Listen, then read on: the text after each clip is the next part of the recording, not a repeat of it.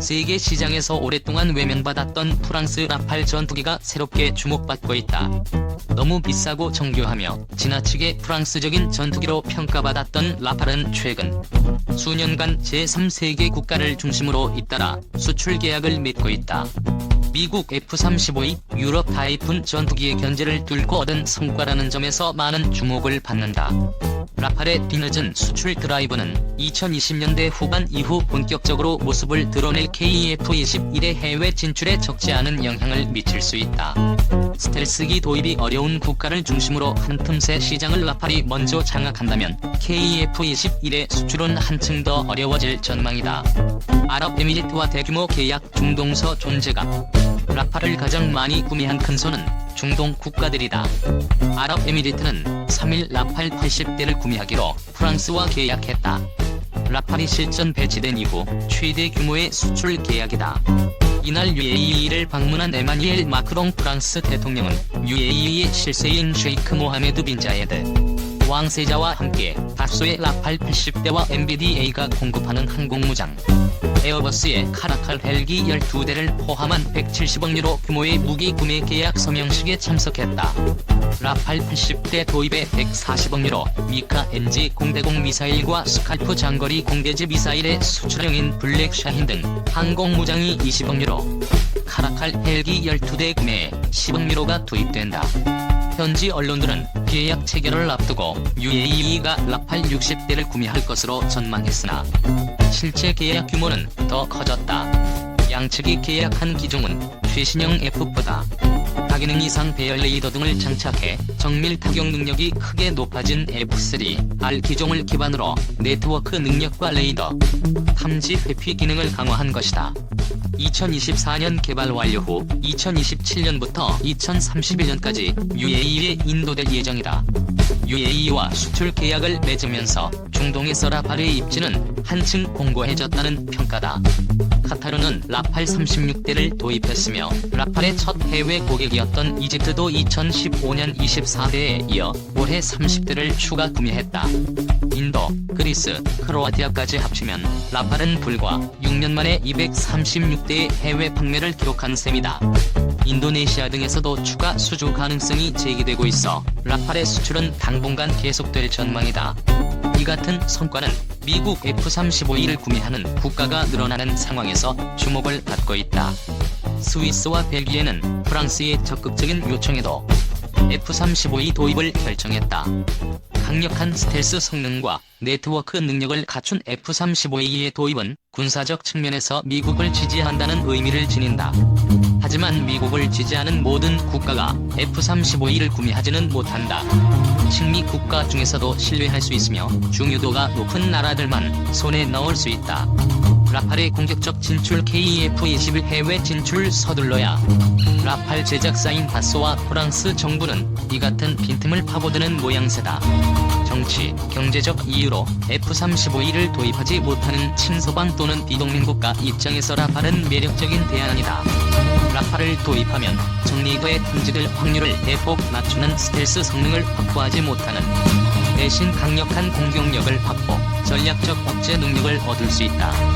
함재기로도 개발돼 프랑스 해군에서도 쓰이는 라팔은 공대함 능력이 막강하고 500km 떨어진 지상 표적을 정밀 타격하는 스칼프 공대지 미사일과 미테어, 미카 NG 공대공 미사일 등을 장착하고 있다. 라팔의 이 같은 특성은 KF-21과 매우 비슷하다. KF-21은 F-35E보다 스텔스 성능은 낮지만 미티어와 장거리 공대지 미사일 등으로 전략적 수준의 타격력을 갖출 예정이다. 두 기체의 특성이 유사한 만큼 수출 잠재 시장도 비슷할 수밖에 없다.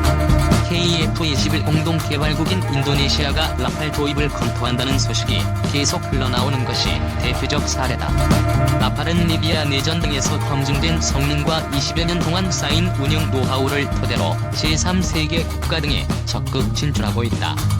한국도 공군이 T-50과 KT-1을 일정 기간 사용한 이후부터 인도네시아, 터키, 페루 등에 수출됐다는 점에서 성능 검증과 운영 노하우 축적은 해외 판매의 핵심 요소라는 평가다. 라팔 도입에 걸림돌이었던 과도한 가격 문제도 어느 정도 해소될 가능성이 있다. UAE와의 계약으로 라팔의 해외 판매 규모는 236대로 늘어났다. 프랑스군이 도입한 191대까지 합치면 전체 생산량은 428대에 달한다. 전투기 생산 손익분기점을 확실히 넘어섰다. 향후 대당 가격을 낮출 여지가 그만큼 넓어진 셈이다. 검증된 성능과 방대한 운영 노하우, 가격 인하까지 더해지면 2020년대 라팔의 추가 수출 가능성도 높아진다. 라팔 수출 확대는 KF-21의 잠재 시장을 선점하는 결과로 이어진다. 라팔이 해외 시장을 장악하기 전에 어떤 형태로든 대응 전략을 마련할 필요가 있다는 지적이 나오는 대목이다. 하지만 KF-21이 라팔과 동일한 수출 전략을 쓰는 것은 쉽지 않다. 기존 계획대로라면 완전한 다목적 전투 능력을 갖춘 KF-21은 2020년대 후반부터 2030년대 초에 등장한다. 성능 검증과 운영 노하우 확보에 소요되는 시간까지 더해지면 실질적인 수출 시기는 2030년대 중반이 될 가능성도 있다.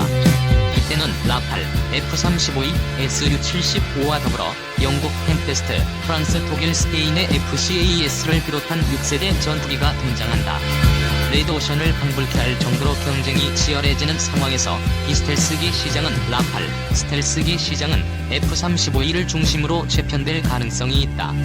KF-21이 라팔보다 20년 후에 등장한 기종이지만 잠재 시장이 될 국가들이 이미 다른 기종을 도입했다면 KF-21의 수출 대상국은 그만큼 줄어든다. 인도네시아 도입 물량까지 합쳐도 손익분기점을 넘기기 어려운 상황에서 해외 판매를 통해 돌파구를 열어야 하나. 기존 개발 계획을 유지하면 이마저도 쉽지 않다. 일각에서는 KF-21 관련 계획을 가속화해야 한다고 지적한다. 장거리 공대지 미사일 등 항공무장 장착 및 도입 계약을 서두르는 한편 적극적인 해외 마케팅을 통해 수주 활동 경험부터 빨리 축적해야 한다는 것이다. 이를 위해서는 KF-21 관련 업체들이 힘을 합치고 이를 정부가 지원할 필요가 있다.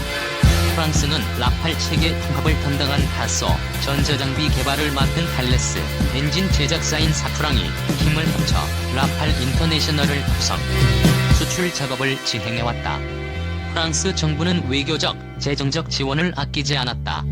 방산업계 관계자는 2002년 차기 전투기 사업 당시 프랑스 다수는 라팔 시제기 4대만으로 한국 시장에 도전했다.